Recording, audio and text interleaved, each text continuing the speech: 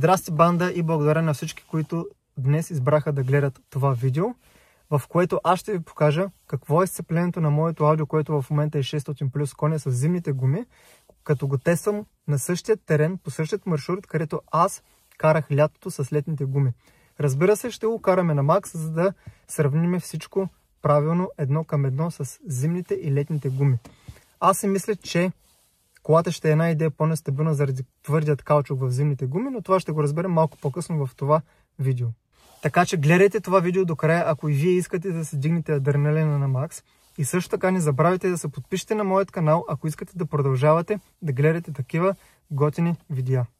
Надявам се да няма много трафик по този маршрут, по който ще карам днеска, за да може да я натискам на макс. И разбира се, и вие да се накефите на макс, докато гледате това видео. Но преди да започна да карам по този маршрут, аз трябва да мина през магазина, за да купя някои аксесуари, които са ми нужни за камерата, да мога да я поставя отвънка, за да виждате, нали, кадрите отвънка и как колата се държи на пътя. Както някои от вас знаят, тази кола я карам от около няколко месеца, да кажем примерно от юли, от август месец, и все още не съм свикнал на 100%. Така че, разбира се, ако я кара някой друг, който е свикнал да кара Quattro с години наред, може би той ще е една идея по-добър в завоите, но аз слизам от кола на задно и съм свикнал да карам на задно и все още не съм свикнал да карам на Quattro на 100%, но наистина Quattroто е доста по-стабилно в завоите, но има един голям проблем с Audi или с всяка кола, която е Quattro, и това е, че има недозавиване. И разбира се, това е единственият проблем, бих казал, че колата не дозавива, ако влезеш с прекалено голяма скорост в завоите.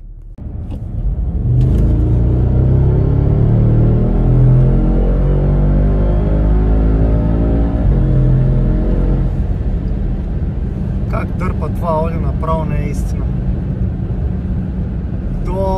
Доста брутално ускорение. Успях да намеря ето този аксесуар за камерата, която ще снима отвън, 360, и тези памучета или каквото е това, би трябвало да намалят звука на вятърът по време на видео. Вече съм на място и успях даже да монтирам камерата. Ето така изглежда тя. Всичко е захванато супер здраво. Insta360 камерата е горе и остана само да покараме и да си дигнем малко адреналина. Камерата е монтирана, сипали сме 100 октана догоре, гумите са загряти, време е да покараме.